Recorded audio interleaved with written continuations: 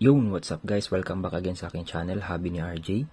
At sa pagkakataong ito guys, magkakaroon na naman tayo ng experiment. At ang ating experiment na naman ngayon guys, ay patungkol sa ating mga gear ratio. So ano nga ba yung gear ratio guys? So ang Tamiya guys, may lima silang official gear ratios para sa mga single shaft motors o yung mga chassis na mayroon lamang ginagamit na single shaft motors gaya nitong S2 at yung iba pa. So 5 yan guys, may 3.5:1, 3.7:1, 4:1, 4.2:1 at saka 5:1 gear ratio. So the more na mababa yung gear ratio, sa pagkakaalam ko guys, the more na mababa yung gear ratio na gagamitin mo sa iyong kit, mas papabor yan sa top speed. Pero may konting compromise naman sa cornerings or acceleration. Kapag higher gear ratio naman ang gagamitin mo, mas papabor yan dun sa kanyang acceleration at saka cornering, pero bawas ang kanyang top speed. So ganun yan guys, no? So in contrast sa mga single shaft motors, ang mga double shaft motors meron ding gear ratio guys, pero 3 lang yung gear ratio nila guys. 3.5:1, 3.7:1 at saka 4:1. So kulang sila ng 2 gear ratio guys, no? So sana in the future maisipan ng Tamiya na gawan din ng 2 pang gear ratio yung mga double shaft motors, kasi kulang na lang sila ng 4.2:1 at saka 5:1 gear ratio. So sana in the future na para may options din yung mga double shaft motors. So pinakita ko nga sa inyo kanina guys yung 5 gear ratios. So unfortunately 3 lang yung gear ratios na available ako ngayon guys. Ito yung 4:1 gear ratio na nasa Super 2 ko na guys. May brown spar gear at saka black counter gear. 4.2:1 gear ratio na may red na counter gear at saka yung brown na spar gear. So 2-in-1 na yung brown spar gear niyan guys. At saka itong 3.5:1 na very common sa mga basic kits ng Tamiya, no? Yellow spar gear at saka blue na counter gear. So yun yung experiment natin ngayon guys. So magla-lap time tayo guys, isa-isahin natin sila guys kung meron ba talagang epekto yung gear ratios sa ating mga kits. At yung motor na gagamitin ko pa rin guys is itong Atomic Tune 2. So let's go!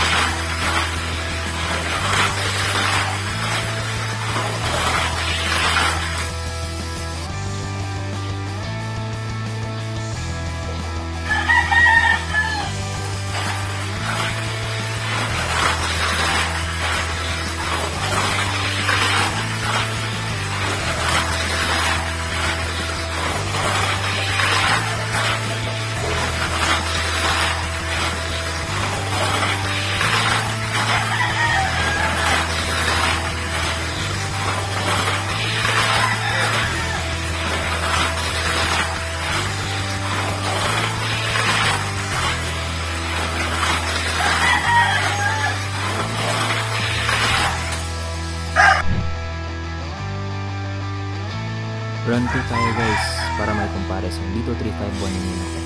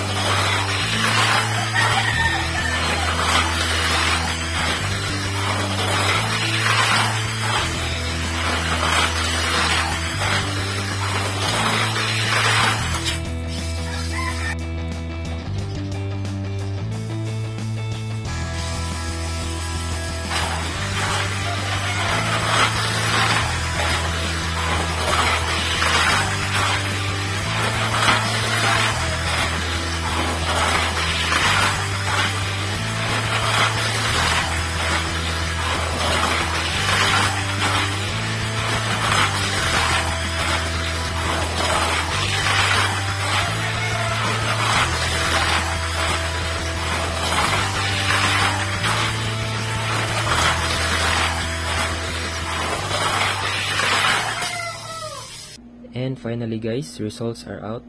Kaya tingnan na natin guys kung ano yung naging resulta ng ating lap time. Yung first run natin kanina guys ay 4:1 yung gear ratio na ginamit natin, at ito nga yung kanyang data. Nakuha niya ang kanyang fastest lap guys sa lap number 2. Nakakuha siya ng 5.573 seconds, and natapos niya yung full 6 laps ng 33.659 seconds. Next gear ratio na ating pinatakbo ay ang 4.2:1 gear. Dito naman guys ay nakuha niya ang kanyang fastest lap sa lap number 3. Nakakuha siya ng 5.84 seconds. Mas mabilis ng konti, no guys, no? Millisecond lang yung difference talaga. Mas mabilis ng konti yung ating 4:1 in terms of fastest lap. At natapos naman ni 4:21 yung full 6 laps ng 34.058 seconds. So, mas mabilis pa din ng bahagya yung ating 4:1 gear ratio guys. At ang last gear ratio na pinatakbo natin guys sa first run ay ang 3.5:1 gear ratio. Ang 3.5:1 gear guys ay nakakuha siya ng fastest lap. Nakuha niya sa lap number 2 din, gaya ng ating 4:1 gear. Nakakuha siya ng 5.540 seconds.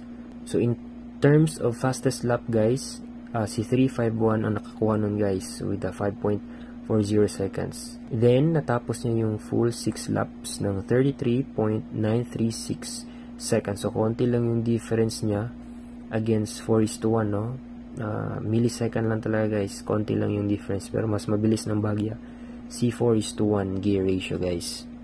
Now if we will rank them guys, kung sino yung mabilis na nakatapos sa first run, nauna dyan guys si 4:1 gear. Siya yung pinakaunang mabilis na natapos yung 6 laps with 33.659, followed by 3.5:1 gear with 33.936, and nasa huli si 4.2:1 gear ratio guys with 34.058. So very slim yung differences nila guys, no?